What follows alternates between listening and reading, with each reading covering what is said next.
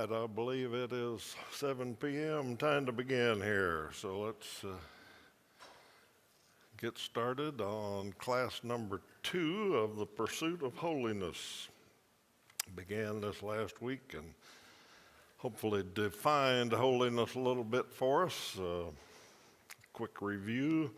We looked at 1 Peter 1:15-16 that says, "You shall be holy." And Hebrews 12:14 added to that and said, "Without holiness, no one will see the Lord." So holiness is not an option. It's mandatory somehow, which surprises us because in the very scientific poll we took last week, only about 20% of us think we're holy. But it's mandatory. We're supposed to be holy. So we talked about what our problem was in thinking about holiness, and sometimes we equate it with sinlessness. We think holy means perfect, means moral perfection, and holiness is not sinlessness. So we looked at the word, and it's translated a lot of ways: sanctified, anything with sanctified or holy or hallowed or sanctification, that's from the word that means holy. And if we look at all the things that are called holy in the Bible, we start to see that holy means set apart. It means belongs to God, set apart for God, dedicated to God. The temple was holy, the altar was holy, and Israel was holy. So set apart, separated for God is a pretty good definition for the first week anyway, and hopefully we'll develop that some. We ended up by talking about 3 mistakes that we make when we try to isolate what holiness is. Sometimes we think only some people are supposed to be holy. Elders are supposed to be holy, but not everybody. Preachers, maybe grandma, she's holy, but not everybody is. Second one was we define holiness by just action. As long as you don't do this, you're all right. And Jesus contradicted that in the Sermon on the Mount. He said, you've got your list of things you say not to do. You don't commit adultery, but I tell you, lust is the problem. The attitude's the problem, your thoughts. And the third one was we talked about making lists where we define what we think. If you do all these things and don't do all these things, that's holy. And that's dangerous, and we talked about why that was dangerous. Okay, so that's kind of where we got last week. I had 3 verses that we didn't get to, so let's look at them very quickly. These verses talk about being holy, but it also starts to flesh out a little bit to define what that is, give us some context to it. So 1 Thessalonians 4:3-7 says, "For this is the will of God, your sanctification." Okay, there's that word. He means that's his goal for us. That's his will for us, is to be holy. The will of God, your sanctification. And then he defines it a little bit. That you abstain from sexual immorality. That each one of you know how to control his own body in holiness and honor. Not in the passion of lust, like the Gentiles who do not know God. For God has not called us for impurity, but in holiness. So in this verse, Paul contrasts holiness with impurity, with sexual immorality, with not controlling your passions. Second one that I think defines it a little bit for us, 1 Peter 1:14-16 says, "As obedient children, do not be conformed to the passions of your former ignorance, but as he who called you is holy, you also be holy in all your conduct. Since it's written, you shall be holy, for I am holy." Now that's a verse we've already looked at, but we just looked at the last of it, which said, "Be holy." If we go back just a little bit and get some context, he's contrasting how pagans live, how people that don't know God live. They just follow their passions. But if you're obedient children, if you're living holy, then you don't conform to those passions. You conform to something else, which is God's will, God's likeness. And the last one that I thought might be helpful, Ephesians 4, a number of verses there. We won't read the whole passage, but read 22 to 32. And Paul's reminding them of what he had taught the Ephesians while he was there. He said, you were taught to put off your old self, which belongs to your former manner of life and is corrupt through deceitful desires, and to be renewed in the spirit of your minds. Put on the new self, created after the likeness of God in true righteousness and holiness. So here he contrasts again the former life, the worldly life, where you just follow your desires. If it feels good, do it. All the things that are in the world, he says, but your mind needs to be renewed. And you renew in the spirit of your minds and put on the new self, righteousness and holiness. Excuse me. So those three verses give us a little bit of context for holiness, that it's a different way of living. In fact, I thought this week as I was thinking about that, I thought, this class would probably be a whole lot different if we just didn't call it Pursuit of Holiness, because the word holiness is where we get the problem. If I'd have called it instead the Pursuit of Godly Living, everybody would have said, well, okay, I understand that. I'm supposed to be pursuing godly living. I'm not there yet. I'm not perfect, but I'm working on it. I'm pursuing godly living. Well, that's what holiness means. Set apart for God, dedicated to God. And he calls us to be holy, to live godly. Okay, so let's see if we can understand this concept of holiness a little bit better and separate the problem that we have with thinking holiness is sinlessness sometimes. All right, let me ask you a question here. First question, are you married? Most of you in here say yes. Okay? How do you know you're married? Well, some of you say, well, I was there, I was at the wedding. I know it happened. Okay? I could ask you when it happened. And most of you could give me the date. And tell me, well, it happened on this day. That's when I got married. That's when I became a married person. And if I say, well, can you prove it? What could you show me? You show me the marriage certificate, the marriage license.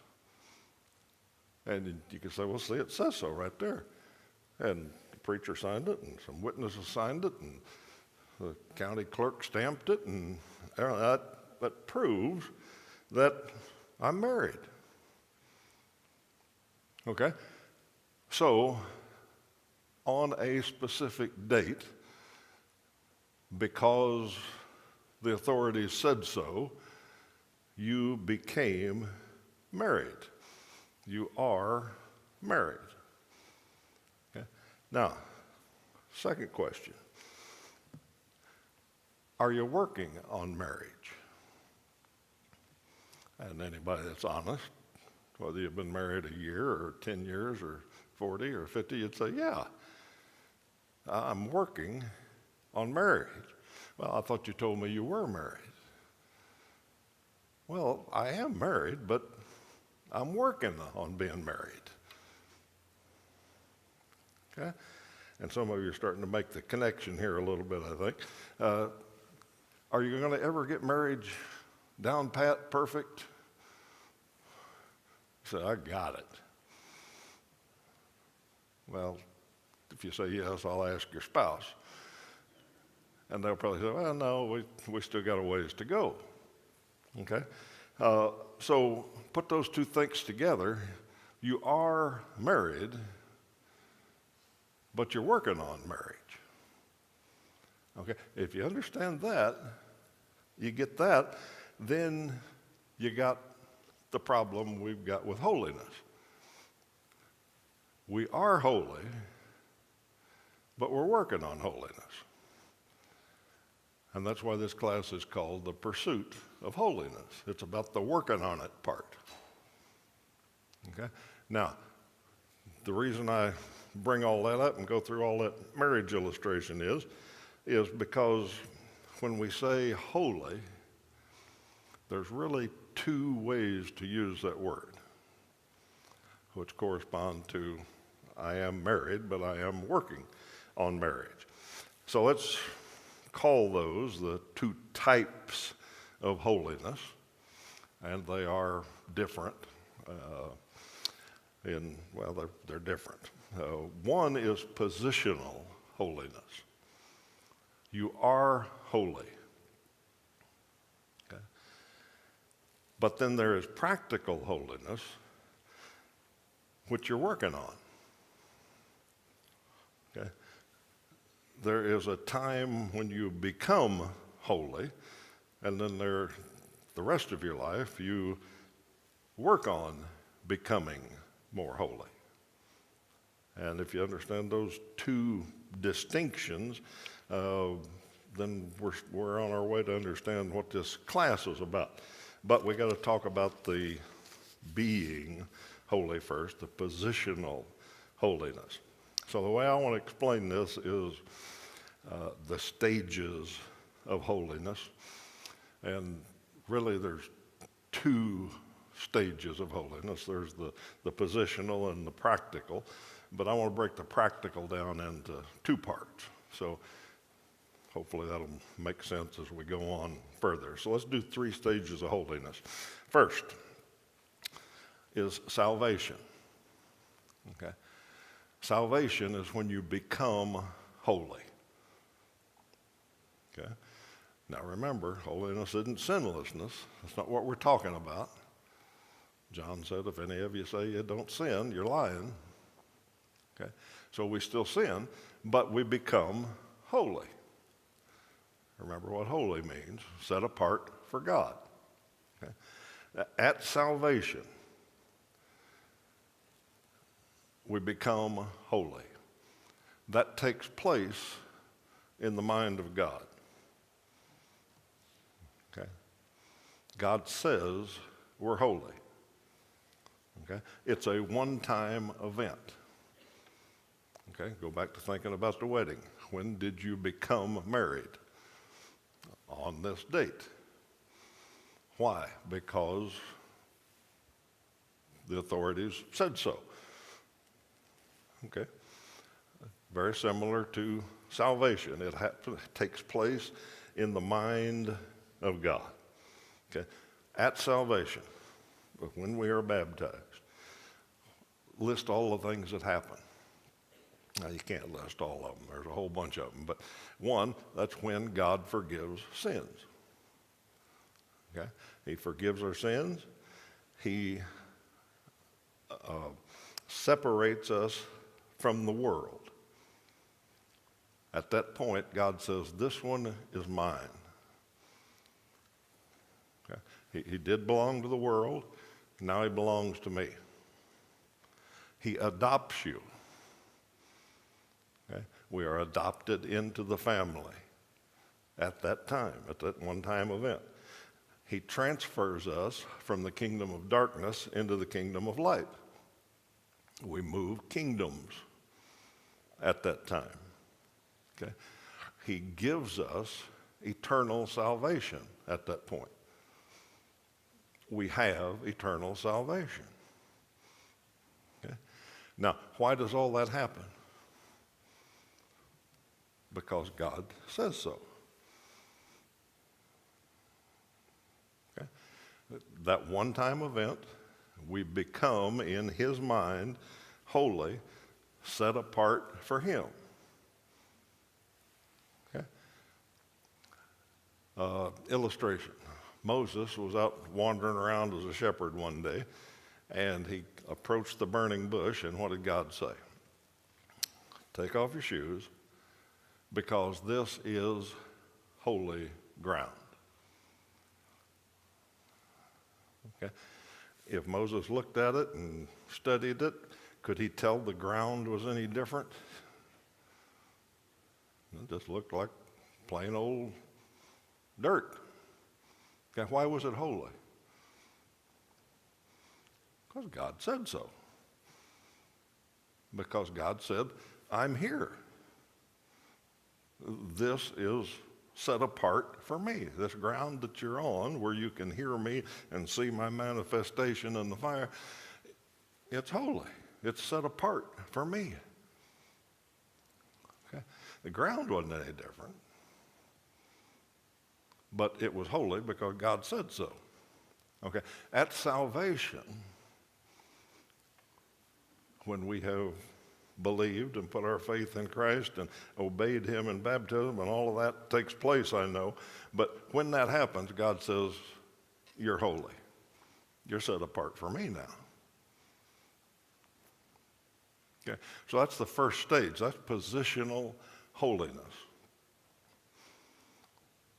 Okay? Why are we going to receive that eternal gift, that glorification someday? Because we're holy. Okay, we're his children. We've been adopted into his family. He's going to take us home. Okay? If you say, because, well, I've done this and I hadn't done that, and I did this and I hadn't done that, you're off track. The only reason he's taking you home is because you belong to him. Okay, so salvation is when we become positionally holy. So maybe the 20% of you that said you were holy were thinking of that. In fact, probably all of you were thinking of that. And that one's a lot easier to say, yeah, I belong to God. I'm one of his children. I am set apart for him. Okay? Now, that's a stage, a way of thinking of holiness. That's positional holiness. Let's look at a couple of verses that talk about that. 1 Corinthians 1:2, Paul writes to the church of God in Corinth, and he says, to those sanctified in Christ Jesus and called to be holy. Okay, there's our word sanctified. Set apart for God. We're sanctified in Christ Jesus. When we're baptized into Christ, we are sanctified. We become holy. Okay? Now, how were the folks in Corinth doing on the practical holiness? They were a mess. Okay? They were an absolute mess. But what did Paul call them?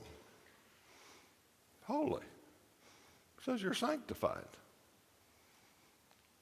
Okay? That's positional holiness. Okay?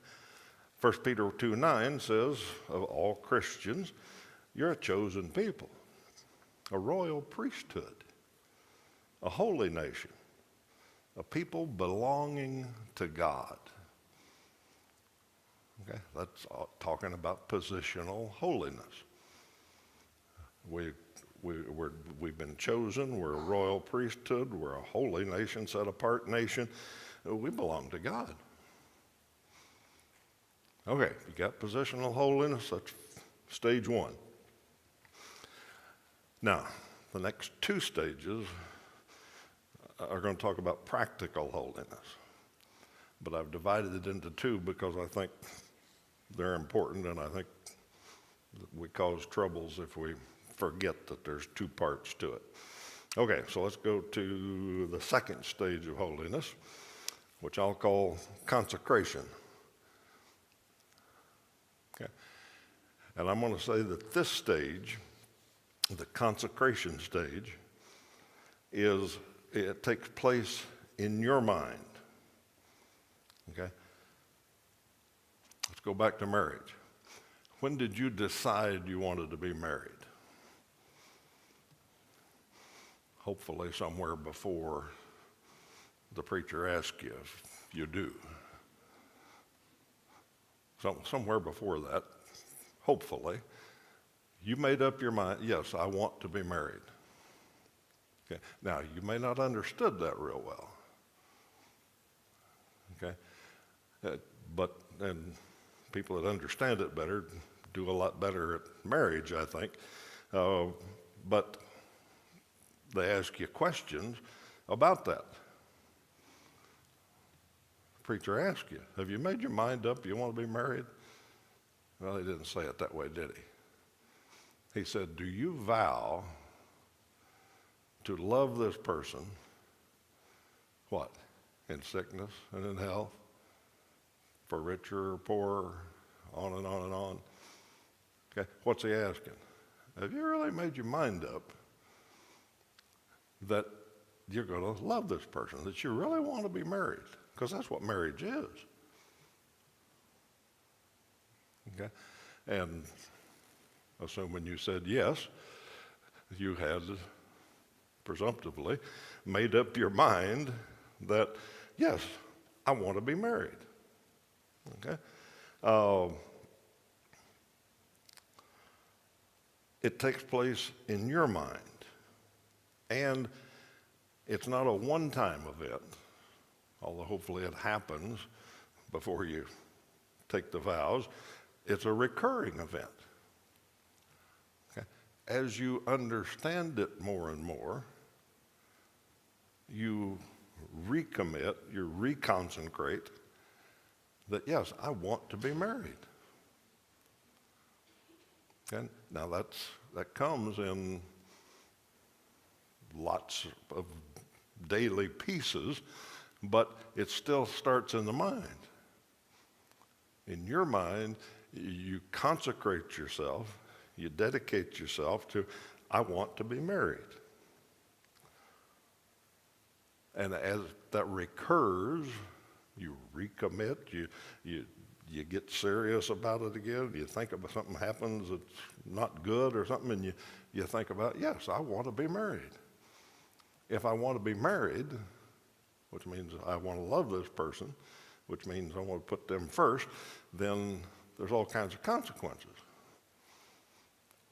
Putting somebody else first, the biggest consequences is you don't put yourself first.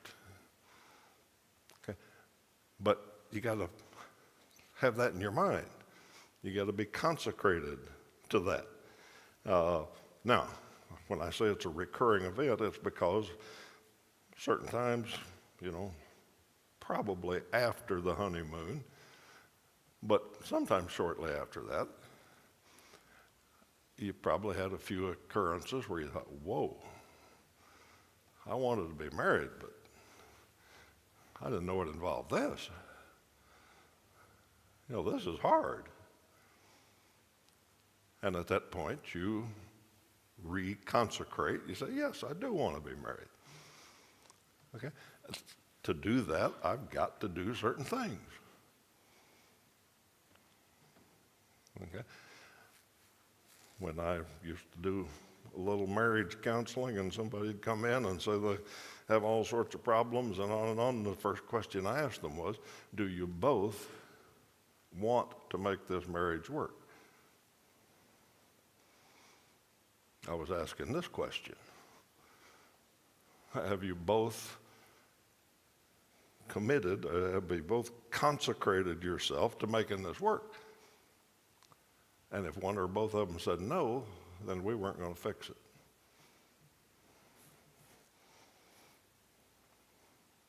it. Some of them got to that point.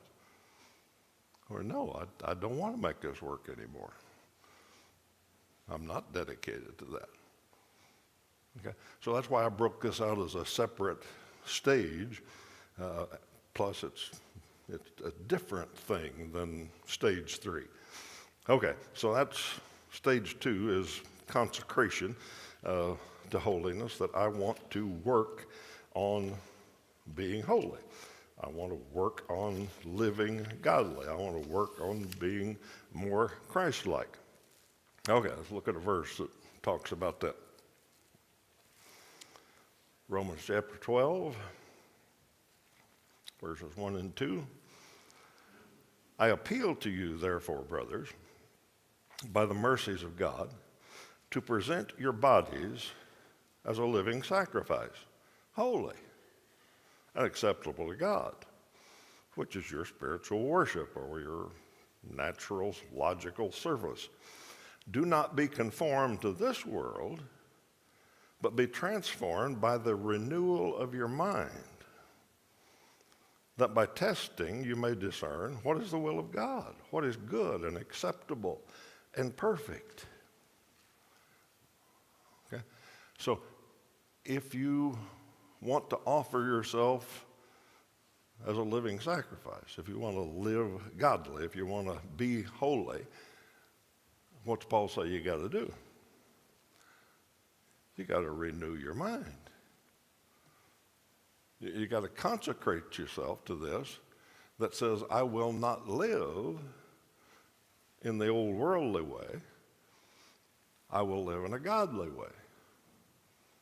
I will set myself apart for God. Okay? Same thing in the marriage. If you want to be married, if you want to offer yourself in marriage, you got to make your mind up that, all right, I don't want to live like a single person anymore. I don't want to do everything that I want to do anymore. I want to do what she or he wants. Okay? I want to live a different way. Okay? So consecration, stage 2, takes place in your mind, and it happens over and over again. All right, third stage. I call this one transformation. Got salvation, consecration, transformation. Okay, this takes place in what you do and think. Okay? You got to make your mind up first. You got to consecrate yourself to it. But then the change, the more godly living, the more holy living, takes place in how you act, how you think, what you do. This isn't a one-time event. Okay? It's a lifelong process. Hopefully you get better at it. You get more and more Christ-like in your thoughts. Okay? We'll talk about this a little more next week, but Paul said he was, well, let's not get too deep into it, but Paul said he never did what he wanted to do. He was a mess, he said. I'm always messing up. Okay? Anybody believe Paul really had that much problems? Well, Paul was at a different stage. Paul at a different level. He was in this transformation thing, and he was up at the level where he wasn't saying, okay, I don't want to get drunk. I don't want to do this. I don't want to do that. He was at the level where he said, I want every thought captive to Christ. That's a whole different level. Paul was where he didn't want to have any thoughts that God wouldn't be proud of. Okay. So this is a lifelong process. At some point, Paul was saved. He became holy in God's sight. He made up his mind that he wanted to be more like Christ, and it started showing up in his actions and his thoughts. It was a continual surrender, a daily working out of this holiness thing. Okay? We've been talking about marriage a lot here. Love, agape love, is desiring the best for the beloved.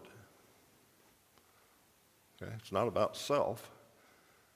It's about desiring the best for your partner. Okay? And that is a lifelong process.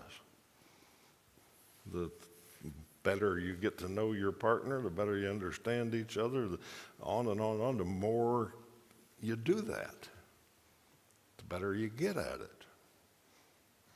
Okay? Let's look at a verse that talks about transformation. 2 Timothy 2:19. Let everyone who names the name of the Lord depart from iniquity. And then Paul's example is, he says, now in a great house there are not only vessels of gold and silver, but also of wood and clay, some for honorable use, some for dishonorable. Therefore, if anyone cleanses himself from what is dishonorable, he will be a vessel for honorable use, set apart as holy, useful to the master of the house, ready for every good work. Okay, what's Paul's picture here? So there's different kind of vessels in a house, and some of them are dishonorable. He's probably talking about the chamber pots. And then there's gold and silver vessels that they serve dinner in. Okay? He says, first part of that verse, let everyone who names the name of the Lord depart from iniquity. Okay? Start transforming from the dishonorable to the honorable. Be more and more holy, set apart for the master's use. Okay? And who does he say does that? Therefore, if anyone cleanses himself from what is dishonorable. Okay? We do that. Now, we got help. That's another lesson. That's down the road a piece. Lesson 4 or 5 or 6, somewhere in there. We got help. But it's us renewing our minds and this transformation showing up in our behavior. And Paul uses this picture of vessels to show that some are honorable and holy and set apart for the master's use, and some aren't. Let's look at one more verse on that. 2 Corinthians 7:1. Since we have these promises, beloved, let us cleanse ourselves from every defilement of body and spirit, bringing holiness to completion in the fear of God. So Paul's picture is that we're working on this. We're taking care of bodily desires, we're taking care of spiritual thought processes, and we're bringing holiness to completion. He doesn't say we get there. He just says we're working on that. Okay? Think about this for a second before we go on. Every letter in the New Testament, Romans on, except for Revelation, every letter written to Christians.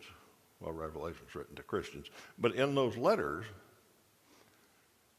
where it urges us to be holy, to live godly, to cleanse ourselves, all of that's after salvation. He's not talking about positional holiness. None of these are cleansing ourselves from every defilement of body and spirit. God, in his mind, has taken care of our spiritual position. We are cleansed. We are clothed with Christ. But now all the letters are written to Christians who have been saved, and any of these admonitions, these urgings, these implorings are to work on this holiness, to be more and more Christ-like, to work on the practical side of holiness. Okay, running out of time here. Three stages again. Salvation, we are holy. You can tell people that with confidence. I am holy because God says so. I'm set apart for him. I'm one of his children. That's why I'm going to heaven. Okay.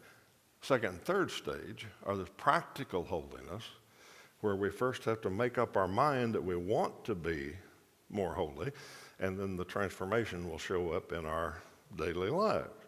Now, we're going to discuss this next week, but in case somebody doesn't get here next week, let's just point out a couple of things for you to be thinking about between now and then. If you skip number 2, it's a bad thing. Bad things happen. Okay? Skipping number 2 is what leads to lists. Okay? If you just think being holy, practically holy, is thoughts and actions, actions and thoughts, then you make a list and say, all right, don't do this, and then you're holy. That's what the Pharisees did. Okay. So stage 2's got to come in there. Trying to do number 3 without it is a bad thing. Another bad thing is confusing positional and practical holiness. And some people, because of the way they've been taught, confuse number 3 with number 1.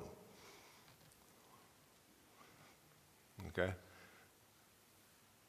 If you think how well you behave, how well you keep the list is what saves you,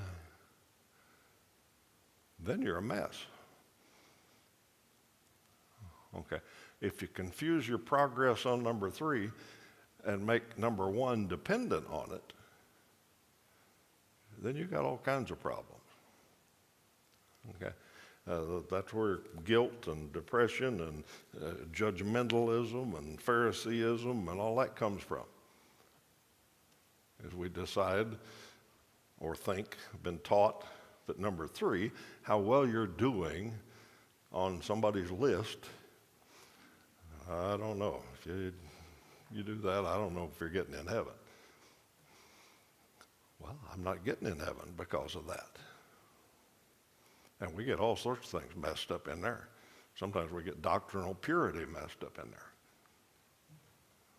We think they don't have this verse interpreted the way I do. I don't think they're going to heaven. That's not why I'm going to heaven. I'm going to heaven because Jesus died for me. And I put my faith in him, and God said, when I obeyed, you're holy, you're mine, you're adopted, you're going to heaven.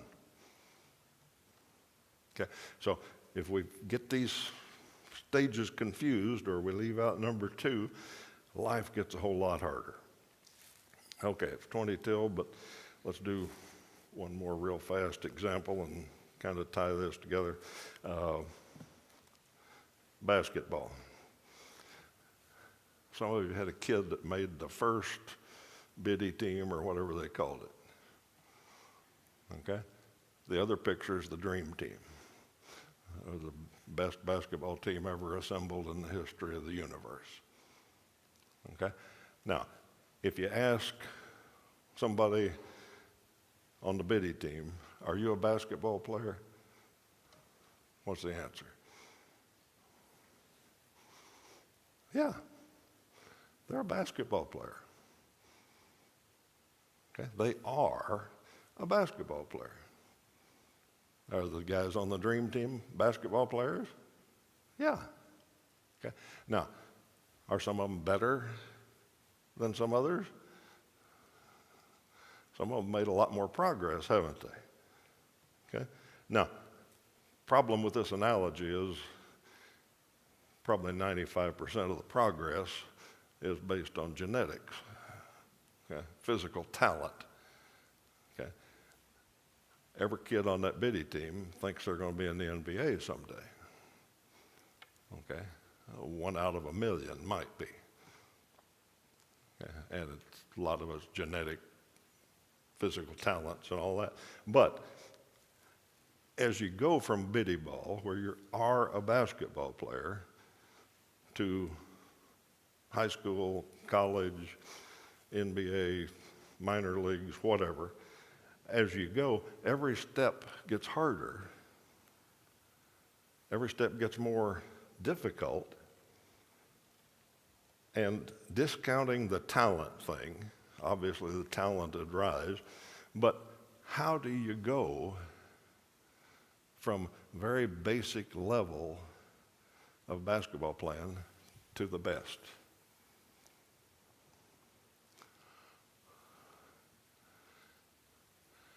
Who gets to the best? The most consecrated, the most dedicated, the ones who work at it hardest, the ones who think about it. Okay? Now, I said this isn't a great analogy because so much of it is physical talent, but still, there's a lot of talented people that don't make it because they don't make their mind up. I want to do whatever it takes. I want to work that hard. Okay? The ones that do make it work that hard. Okay? So, poor example in some ways, but they are basketball players. They're just working on being better basketball players. Okay? We are holy. We are sanctified because God says so, but we're working on being sanctified. We're working on being more and more holy. Okay, time's up. We'll see you next week, and I'm going to discuss what we talked about today mostly and think about those 3 stages and the problems within them. Thanks for your attention, and relocate if you need to.